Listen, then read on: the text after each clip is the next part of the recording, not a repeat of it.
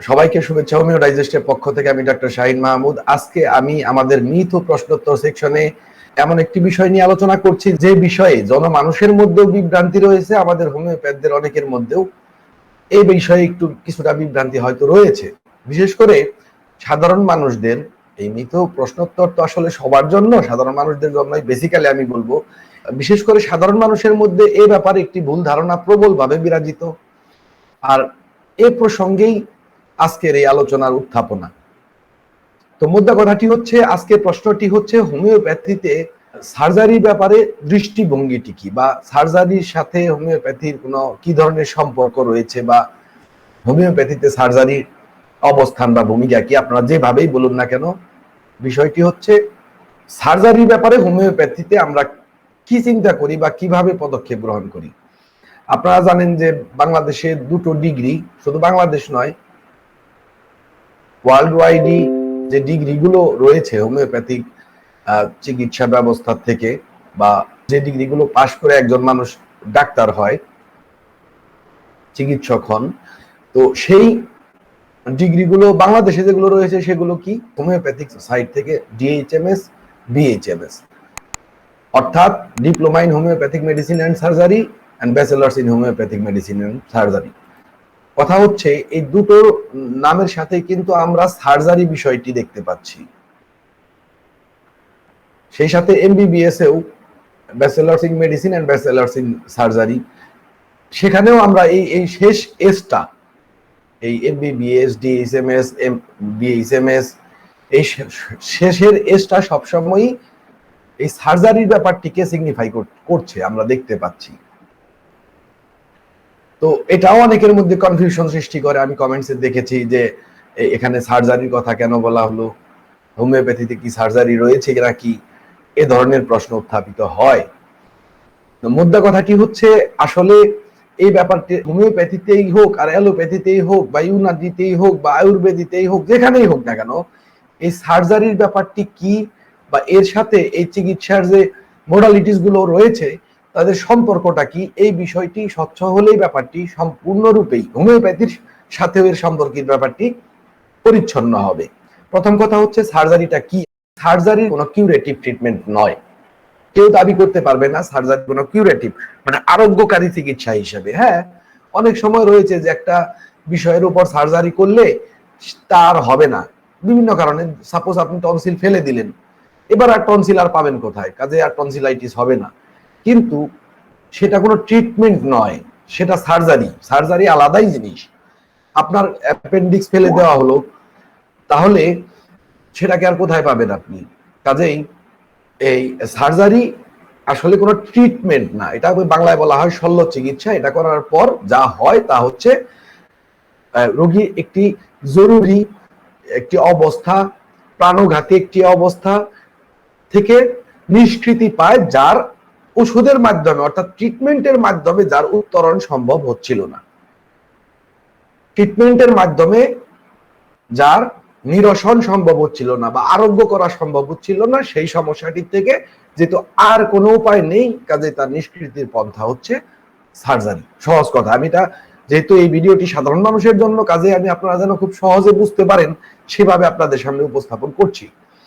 আমরা তাহলে কি দেখতে পাচ্ছি? সার্জারিটা কোন সময় দরকার পড়ছে? যে সময় ওষুধ আর কিছু করতে পারছে না। এবার আপনি এই ব্যাপারটিকে আলাদা আলাদা ভাবে বসান, আলাদা আলাদা সেকশনে বসান। Allopathy, homeopathy, Ayurvedi, Unani. অর্থাৎ ইউনানির ক্ষেত্রে হবে যখন ইউনানি ওষুধটি আর রোগীকে আরোগ্য করতে পারছে না, তখন চিকিৎসক সার্জারির কথা বলবে।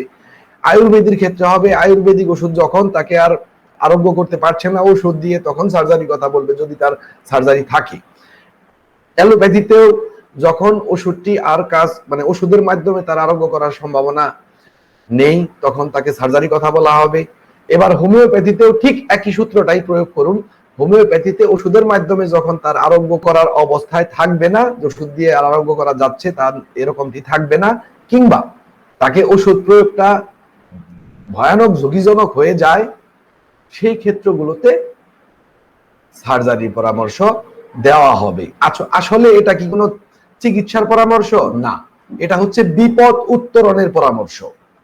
এটাকে কেউ অ্যালোপ্যাথি বলুন, ইউনানি বলুন, কেউ দাবি করতে পারবে না যেটা কোনো চিকিৎসা এর মাধ্যমে আরোগ্যকারী চিকিৎসা রোগীকে দেওয়া হচ্ছে। অর্থাৎ আপনার যে বিষয়টির জন্য সার্জারি করা হচ্ছে তার পেছনের যে ঘটনা, যে কারণে রোগটি হলো, রোগটির উৎপত্তি, রোগটির উৎস, রোগটির বিবর্তন, এই বিষয়গুলো সার্জারির মাধ্যমে স্পর্শই করা হয় না।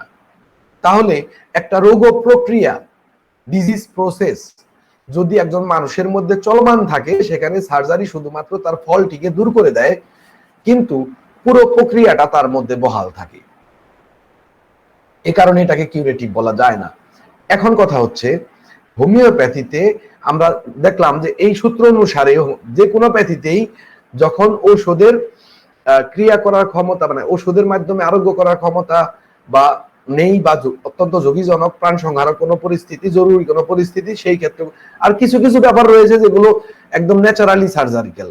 সাপোজ একজনের হাত ভেঙে গেল, এবার তাকে জায়গা মতো বসানো, এটা ন্যাচারাল সার্জারি, একদম সহজাতভাবে সার্জারিক্যাল। এই সার্জিক্যাল এখানে আসলে ওষুধের ক্ষেত্রই নয়, ট্রিটমেন্টের ক্ষেত্রই নয়। একজনের শরীরে কোন একটা সাপোজ গুলি খেয়েছে, বুলেট ঢুকে আছে, স্পিনটার ঢুকে আছে, যা কিছুই হোক না কেন, এগুলো তো একটা গলায় কাটা ফুটে আছে খুব বাজে জায়গায়, এবার এগুলো তো আপনার ওষুধের ক্ষেত্রই নয়। বাইরের পদার্থ শরীরে ঢুকেছে, ভেঙে গিয়েছে, অনেক পরিমাণ বিষ পেটের ভিতরে গিয়েছে, তাকে পান করে বের করে দেওয়া, এটা এক ধরনের সার্জারি। তো এই বিষয়গুলো, তো এই ক্ষেত্রগুলোতে আমরা হোমিওপ্যাথরাও স্বাভাবিকভাবে ন্যাচারালি সার্জারির পরামর্শ দেব, এবং এটাই উপযুক্ত, যথোপযুক্ত। যখন আমি বুঝবো যে ওষুধে কাজ হবে না, বা ওষুধের পর্যায়ে নেই, আরোগ্যযোগ্য পর্যায়ে নেই, কিংবা ন্যাচারালি রোগী, সার্জিক্যাল রোগী, কিংবা রোগীর এখন ওষুধ দেওয়াটা অত্যন্ত ঝুঁকিপূর্ণ হবে, বাই চান্স যদি কোনো কারণে ওষুধটি একদম নিখুঁত সিলেকশন না হয়, রোগী মারা যেতে পারে, এই ধরনের সিচুয়েশনে চিকিৎসকগণ সার্জারির পরামর্শ দিতে পারেন। এটা গেল সার্জারির পরামর্শের ব্যাপারটি, যে সার্জারি আমরা কোন সময় করি, কেন করি, কিভাবে করি, কতটুকু যৌক্তিক, বা হোমিওপ্যাথি কোন সময় তাকে সাজেস্ট করে। অন্য যে মডালিটিস গুলো আছে তার সাথে হোমিওপ্যাথির পার্থক্যটা কোথায়? হোমিওপ্যাথির পার্থক্যটি হচ্ছে যে হোমিওপ্যাথিক ওষুধের মাধ্যমে আরোগ্য ক্ষমতা, আরোগ্য সীমা অন্যান্য চিকিৎসা ব্যবস্থার সাথে অনেক বেশি। যেখানে অন্যান্য চিকিৎসা ব্যবস্থা আরোগ্যের কথা চিন্তা করতে পারে না, সেখানেও হোমিওপ্যাথি আরোগ্যের কথা চিন্তা করতে পারে। একটা উদাহরণ দিয়ে বুঝিয়ে দিচ্ছি। সাপোজ একজনের আচিল হলো, একদম সিম্পল একটা বিষয় নিয়ে বলছি। অ্যালোপ্যাথিতে আচিলের চিকিৎসা নেই, কোনো ওষুধ নেই, এবার তারা সেই আচিলটি দেখার সাথে সাথেই পরামর্শ দেবে সার্জারি করে ফেলুন। টনসিলাইটিসের অধিকাংশ ক্ষেত্রগুলোতে কিছুদিন অ্যান্টিবায়োটিক দিয়ে রোগীকে ভালো রাখা হয়। একটা সময় যখন অ্যান্টিবায়োটিক রেজিস্ট্যান্স তৈরি হয়, বা বোঝা যাচ্ছে যে আর, তা বলেছিলাম যে আর ওষুধের মাধ্যমে আরোগ্য করা সম্ভব না, ক্রমান্বয়ে বাড়বে, তখন তাকে সার্জারির পরামর্শ দেওয়া হয়। কিন্তু হোমিওপ্যাথিতে এই আচিলি বলুন, এই টনসিলি বলুন, এগুলোর অলমোস্ট 100% কিউরেটিভ ট্রিটমেন্ট দেওয়া সম্ভব।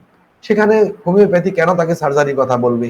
এগুলো খুব সাধারণ, বা আমরা সচরাচর যা দেখি, অনেক ব্যতিক্রম, অনেক কঠিন জটিল রোগেও হোমিওপ্যাথিক কিউরেটিভ ট্রিটমেন্ট দিতে সক্ষম। যারা আমার অন্যান্য ভিডিওগুলো দেখেছেন যে কিভাবে নির্ণয় করা সম্ভব যে কোন রোগীটি আরোগ্য হতে পারে, আরোগ্য হওয়ার সম্ভাবনা রয়েছে, কোন রোগীটি নেই, সেটা হোমিওপ্যাথি যেভাবে চিন্তা করে, যেভাবে সেই বিষয়টিকে বিবেচনা করে, নির্ণয় করে, সেই পদ্ধতি মোতাবেক যখন সে দেখবে যে এখানে কিউরেটিভ ট্রিটমেন্ট দেওয়া যাচ্ছে না, সার্জারি পরামর্শ দেবে স্বাভাবিকভাবেই।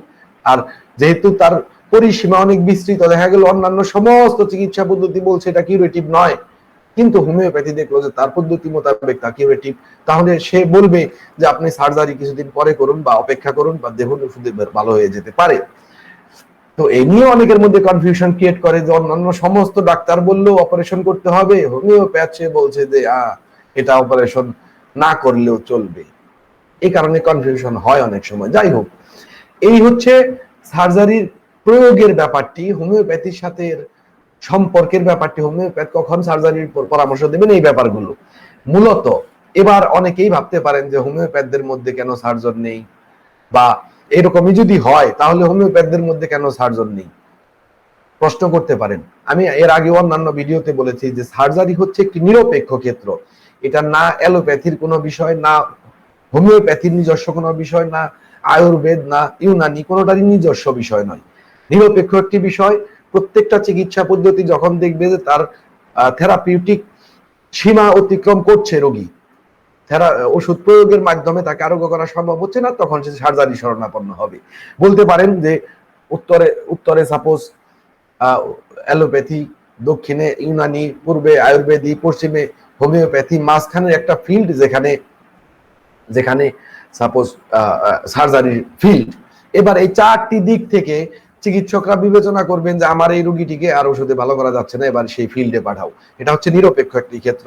এর সমস্ত আবিষ্কার, এর সমস্ত যন্ত্রপাতি, এই সমস্ত কিছু, এমনকি অন্য কোনো মডালিটিস থেকে, সাপোজ যদি হোমিওপ্যাথ থেকেও কেউ সার্জন হয় তাকে হোমিওপ্যাথিক সার্জন বলা যায় না, অ্যালোপ্যাথ থেকে যে সার্জন হবে তাকে অ্যালোপ্যাথিক সার্জন বলা যাবে না, যায় না হিসাব মোতাবেক।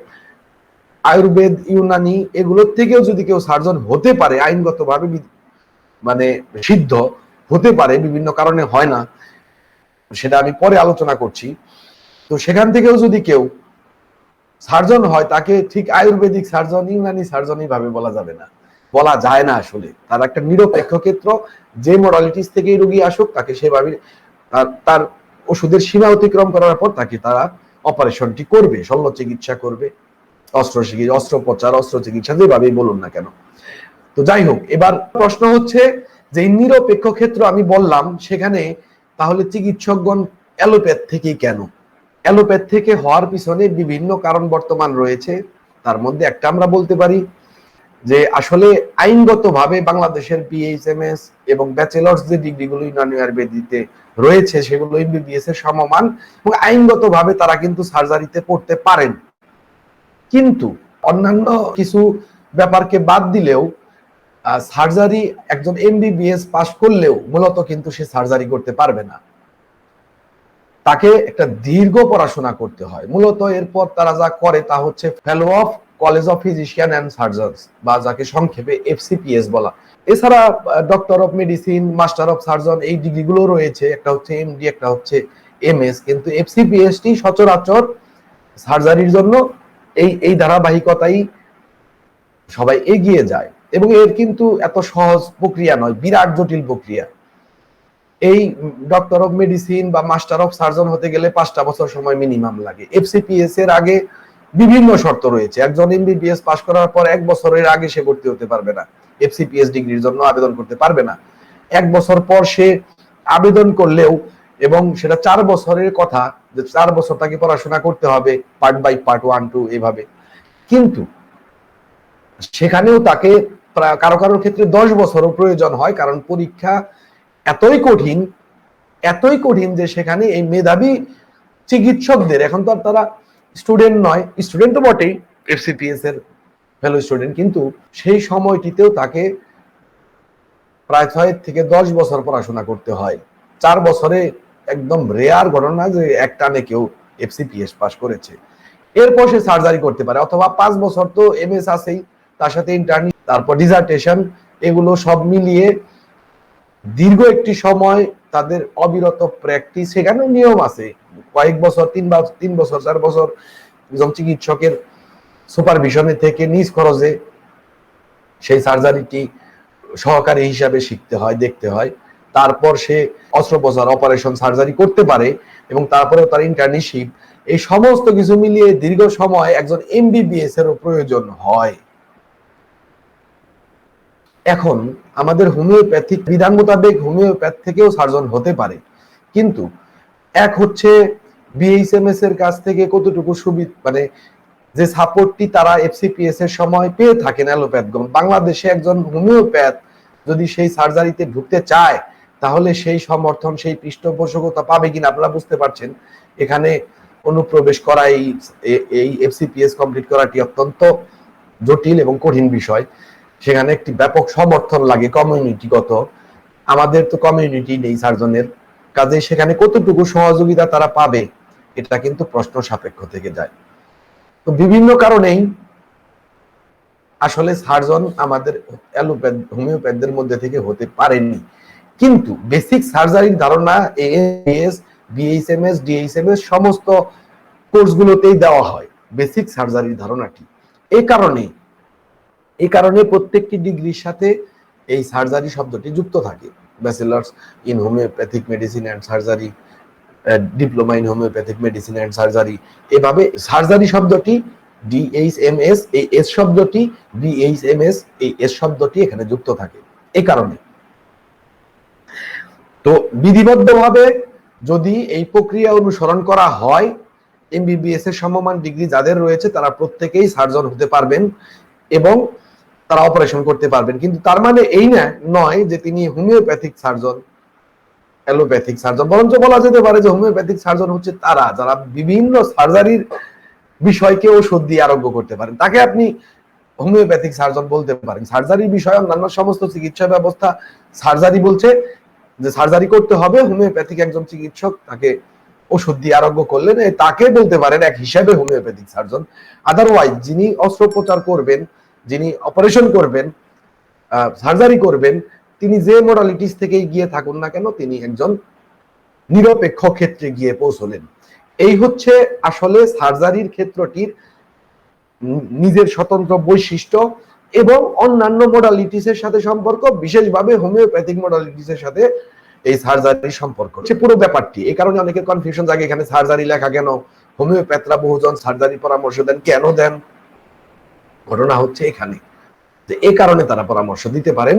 তারা টুকটাক অনেক সার্জারি যেগুলো খুব সরল সার্জারি, সেলাই করা বা অনেক সময় কোনো জায়গায় পাঁচ জমে থাকলে, পুঁজ জমে থাকলে সেগুলোকে পরিষ্কার করে ফেলানো, কোনো জায়গায় কেটে গেলে সেগুলোকে ওয়াশ করে, এগুলো একদমই, এগুলো কি ঠিক সার্জারির অন্তর্ভুক্ত, খুবই সাধারণ সার্জারি, এগুলো গুরুত্বপূর্ণ।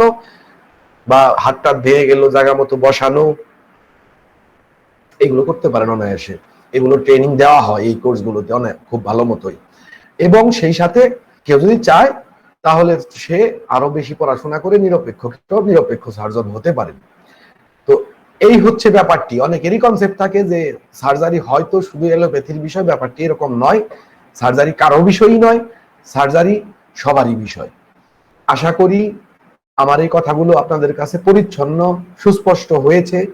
এবং তারপরেও যদি কোনো কনফিউশন থাকে অবশ্যই আমাকে কমেন্টস বক্সে জানান, আমি পরবর্তীতে আপনার সেই কনফিউশনকে দূর করার জন্য যে আলোচনা করা দরকার বা যে তথ্য আপনাকে দেওয়া দরকার আমি দিয়ে দেব।